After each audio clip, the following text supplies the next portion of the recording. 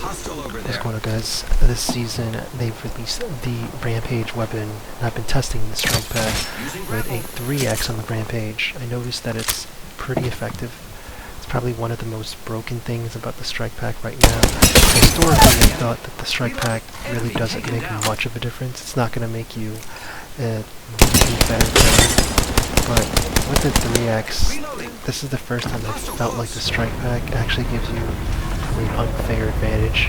Obviously, you still have to aim, and I've tried testing it with various other weapons, but I've noticed that the Rampage just gets an unfair boost in the Strikepack. There isn't much recoil on the Rampage with the 3x 200, but it just seems like it's much easier to get shots.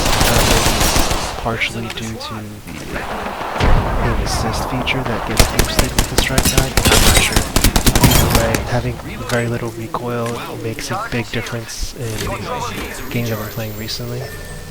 So let's go ahead and just watch a few of the kills I get. Have more recoil control, even in tough situations like this upcoming slide here. This guy's gonna push me. I'm gonna be sliding downhill backwards. Having better recoil control is enough of an advantage that I don't think I would get with the Strikepack in the past with, like, say, an R99.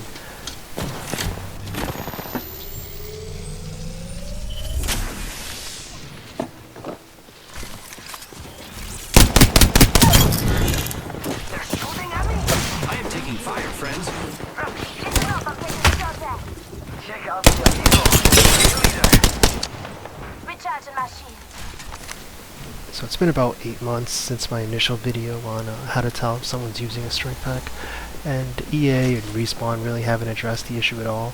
It seems like they're kind of the opinion that it's not cheating. They don't seem to want to do anything about it.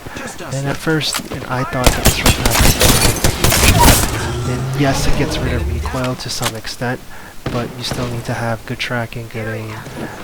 There's a few guns though that have changed my mind. Especially with the release of arenas, you can kind of spam the Devo with the Strikepack, and it is an unfair advantage in my opinion. Like, unfair to the point where it feels like it's a bit pay to win. Then you have the Rampage with the 3x. Here I took off the 3x, but you'll still see just having that comfort level, even when you're kind of ADSing, it's still a big advantage to have.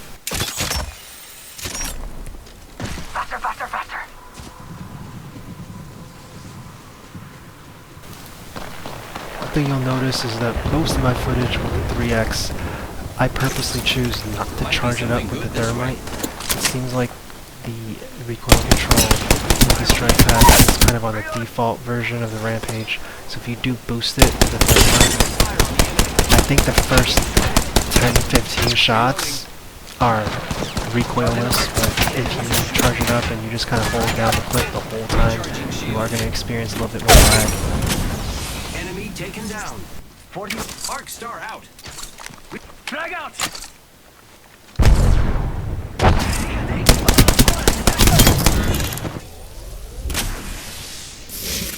Hostile over there. Throwing arc star. So here's an example where I do charge up the Rampage, and you'll notice that it makes a slight difference in recoil control. And you see how it kind of bounces back and forth. You don't hit it with nearly the same amount of accuracy. That one's out for the count. Rings close. I like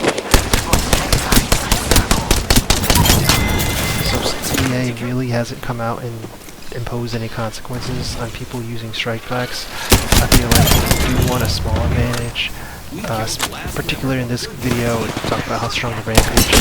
I made another video on the Havoc and Devo. Those two guns are kind of impressive, especially in arenas where you can kind of pick the hop-ups to go with them. Turbochargers, no recoil is kind of a big deal.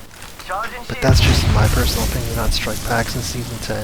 If you guys want to test out a Strikepack yourselves, you see if it makes a difference in your game, feel free to use the links I have below. I think Amazon is still the cheapest way to get them.